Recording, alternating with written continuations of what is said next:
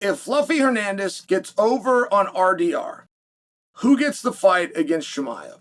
Fluffy Hernandez or Imanov? Now, one thing that never lies is numbers. In fact, one could argue the only thing that doesn't lie is numbers. And Imanov is a great choice. We're seeing this right now at 155 pounds where Justin Gaethje's saying, hey, I want to go in. And Justin doesn't have the numbers to support it, but Justin Gaethje is a really great choice. It would be disrespectful to say otherwise.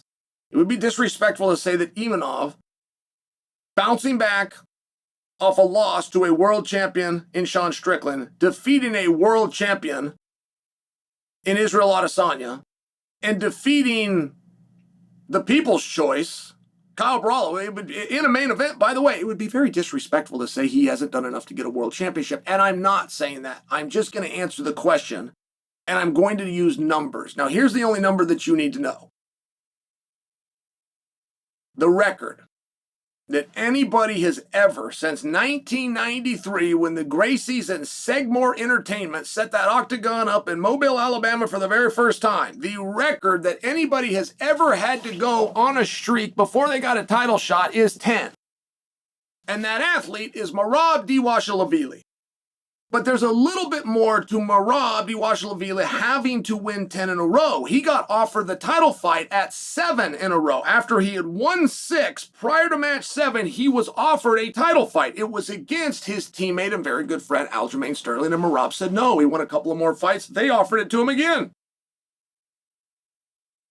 So while he had to go 10, while he went 10, while he beat world champions, while he beat Olympic champions, while he beat everybody they put in front of him, it wasn't as though he was being overlooked. He was offered it after 6, and he got it at 10. Now, Fluffy Hernandez has beaten so many guys that I lose track, but I believe he has beaten 9 in a row. I believe. I know enough that I would bet my house that he's beaten at least 8.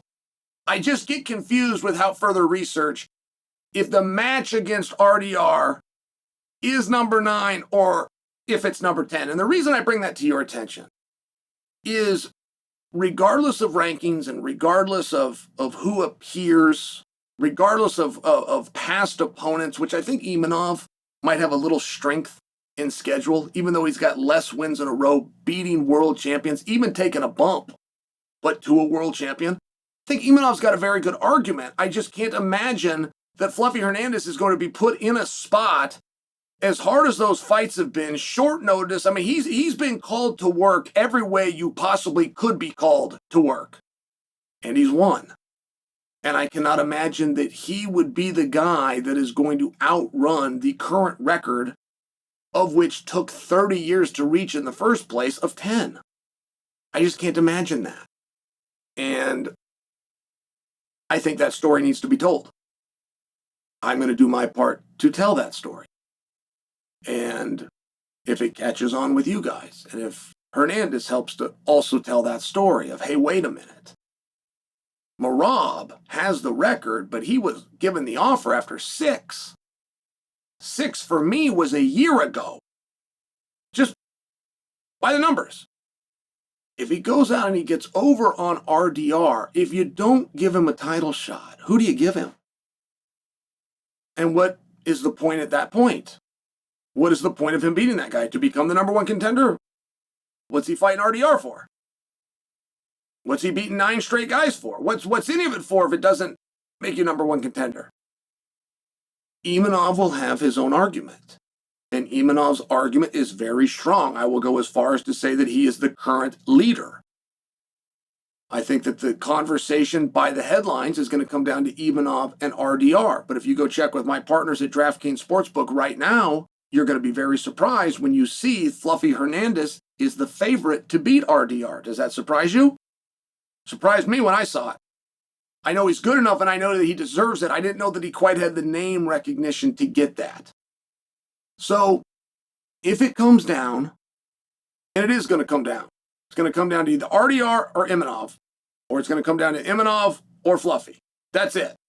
We've already identified who's in the talks. And it will be a very peculiar spot. Because all of you are ready to say if RDR wins that RDR is ready to go in. And RDR has certainly had a very good run, but he hasn't beaten 9 guys in a row, and he hadn't beaten 9 guys in the UFC. As a matter of fact, he hadn't even fought 9 guys in the UFC.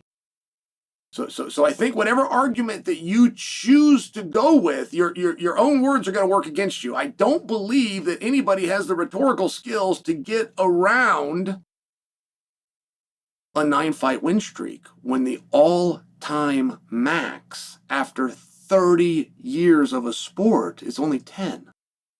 And that was by choice of the athlete. That's the best case I can make. That's the case I'm going to make.